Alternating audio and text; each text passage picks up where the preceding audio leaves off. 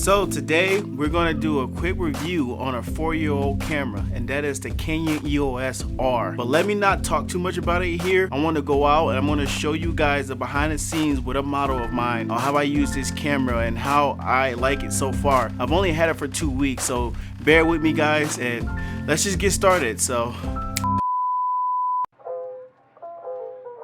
Okay guys, right now we're at the Sky Bridge in Davenport, Iowa, and one of my favorite models actually decided to show up to participate in this photo shoot. So shout out to Cyd, who's also a great model. So make sure you guys support her by checking out her Instagram account, which will be in the description below. Also, make sure you guys like and subscribe to my new channel. I would surely appreciate that.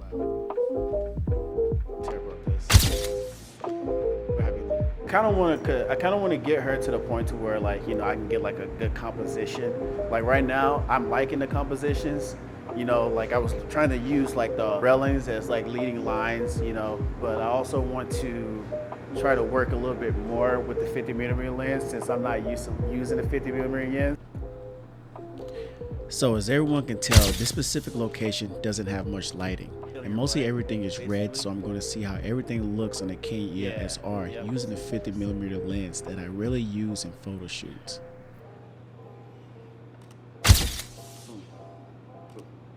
Alright guys, so we kind of switched locations. I mean, we're still on the Sky Bridge, but basically I wanted to show you guys how this would actually look on the Eos R with just like natural lighting. Well, obviously it's not natural lighting because, you know, these lights are electric.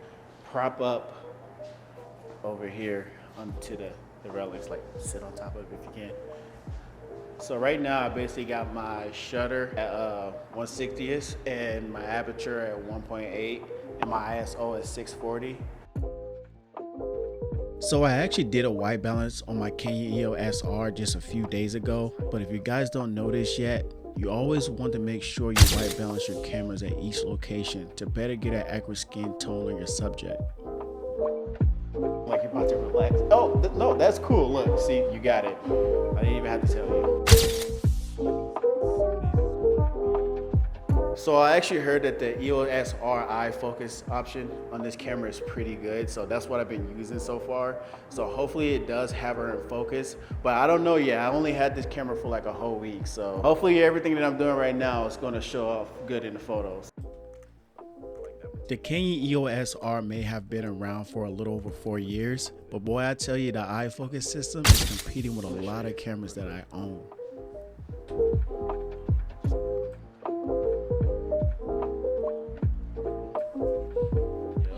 Coming from a crop sensor camera, shooting with the Canon EOS R has honestly opened my eyes to a different perspective in photography. When you are shooting with any crop sensor cameras, you'll find yourself having to get further away from your subject because most of the lens that you have on a crop sensor camera will be a little zoomed in regardless of your lens focal length. But having a full frame camera such as the Canon EOS R, you will no longer have to worry about having to travel 2 miles just to get the perfect composition. Okay. I'm gonna have you give me like a straightforward. Yes. Yep. Perfect. Nah, that's seductive.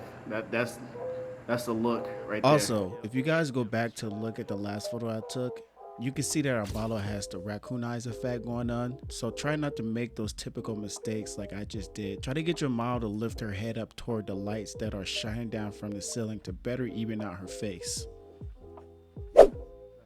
Now we are outside in the cold. And as you can see, I actually had our model bring an extra outfit with her so she won't freeze to death and that we can switch things up a little bit.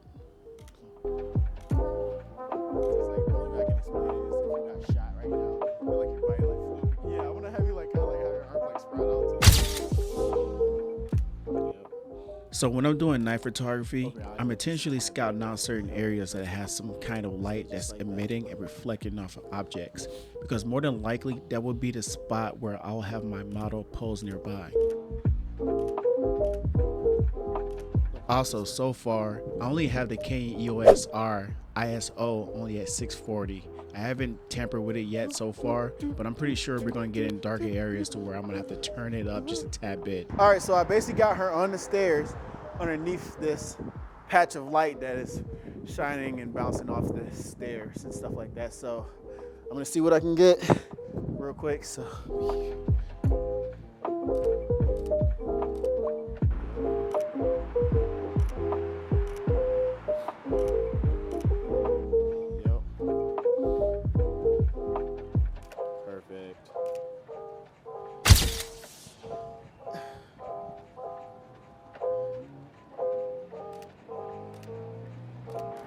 And like, point your head to the way. Yep, perfect.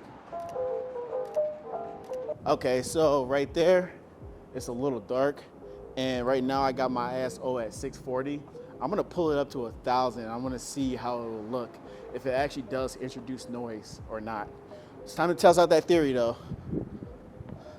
So according to the spec sheets, the Canon EOS R could exceed way past ISO 1400 before there is introduced noise in our photos. Canon cameras, unlike Sony, aren't really known for handling well in low light situations, and although you could reduce noise in post-production, try to avoid working even harder than you should by paying close attention to that ISO on your Canon cameras.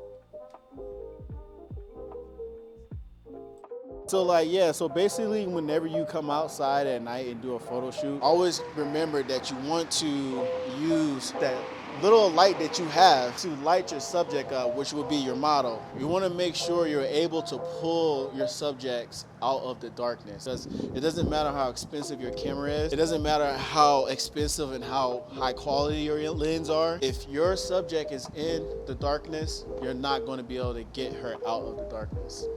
Okay, so I'm cheating a little bit, but I mean, this is still considered night photography. Basically, I am in a parking garage, and we are going to find a spot so that way we can take some photos of our lovely model.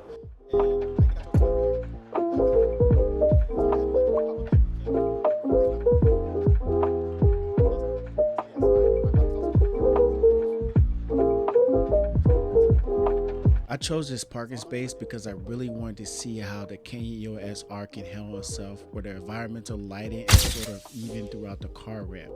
But always keep in mind that you're always going to capture more details in well-exposed situations versus situations where your environment isn't well exposed and your subject is in the shadow. Yeah, so now we're back in the dark, creepy alley. I'm gonna have you get up there real quick. And I might have to bring the shirt back. All right, so back up. Make sure you stay. Oh, I like that. Stay just like that. So this is the alley here in Davenport, Iowa, downtown. And there isn't many photographers who come out at night down here to do photo shoots because of the lack of lighting. But with the Canon EOS R, I'm pretty sure I can produce some great images. So that way we can add interest, yes. That looks perfect.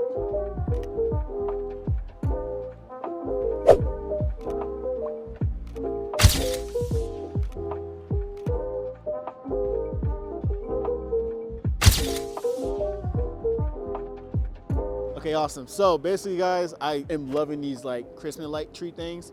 Don't ask me why they still have these up during spring, but we're gonna take advantage of them just like we did over there. These Christmas tree lights really brought out a subject out of the shadow. And although I'm using a 50mm f1.8 attached to a EF to RF mount, I still managed to produce some very stunning images. All right, guys, so this right here is the last one. And basically we're gonna get a little bit dangerous because there's a lot of traffic going on in the street, but I also wanna get this lighting that we got going on, take advantage of that real quick.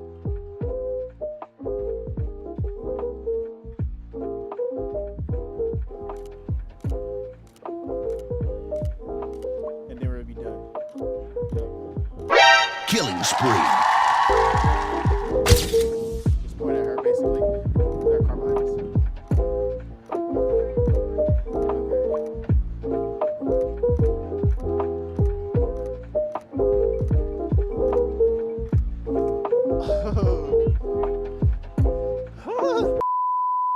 So, what do I think about the Canon EOS R? Well, first of all, it's literally one of the best full frame cameras I've had out of my collection of cameras that I have. And I will tell you guys right now, if you own a crop sensor camera, switching over from a crop sensor camera to a full frame camera, you will know that there is a complete difference in everything that you do when it comes to photography and videography. I mean, I can say this from experience because I've been using a Canon M50 for about 2 years now, and that is a crop sensor camera. So me switching over from the Canon M50 to the Canon EOS R, I've noticed a big difference between crop sensor and full frame. Now, before I get too ahead of myself, I also want to mention that when it comes to photography, specifically night photography, there's a lot of variations that is involved. And when I say variations, I'm talking specifically about the choice of lens that you choose most when it comes to night photography. If you're using like a lens that has an aperture of 2.8, you're gonna have a harder time of trying to get a better exposure during night photography. I mean, yes, of course, using, you know, environmental lighting will help out, but you guys also want to keep in mind that when you do night photography, you want to use a lens that has a higher aperture, because when you use a lens that has a higher aperture, it will help you a lot better when it comes to a low light situation. Like a f1.8 to a f1.2, that would be a perfect lens for night photography. But in this situation, I was using a 50mm lens with an aperture of a f1.8, and it did pretty good in a low light situation using the Canon Eos R. But one thing I really liked about this camera the most is the ISO. The ISO can go up to 1600 without noise introduction. Guys, listen to me. The ISO can go up to 1600 without noise introduction. That means you can get crispy, clear photos at an ISO of 1600. That is beautiful to me. That is a game changer for me, coming from the M50, dude. I love just the thought of that, because I do a lot of night photography, and I have a lot of clients that ask me, yo, can you come out at night when the sun is setting? And I'm like, okay, yeah, I can do that, but I always have to bring like an extra lighting or something like that, like a strobe light or just like a RGB light with me, just to get my subject out of the dark, you know. But with this, I don't no longer have to worry about that anymore, so that is such a game changer for me. Now, another thing that I did have an issue with, and that could just be an error on my part, and that is with the eye autofocus system that this camera has. Now, it's a beautiful freaking feature that they added to this camera, where you can just pinpoint down your subject's face and eye, and it will stay focused. It doesn't matter where your subject is going or where they at. I mean, obviously if they turn, it will lose focus a little bit, but when your subject face is pointed toward you, that eye autofocus system will not lose focus, and you can get some very sharp, clear, crispy images from that. But I did kind of struggle with that based off the simple fact that I've never used an eye autofocus system on a camera before, so it was kind of new to me. So of course I was going to produce some images that were kind of blurred based off of that, and that's pretty much okay, guys. If you have a camera that's a little older than the Canon EOS R,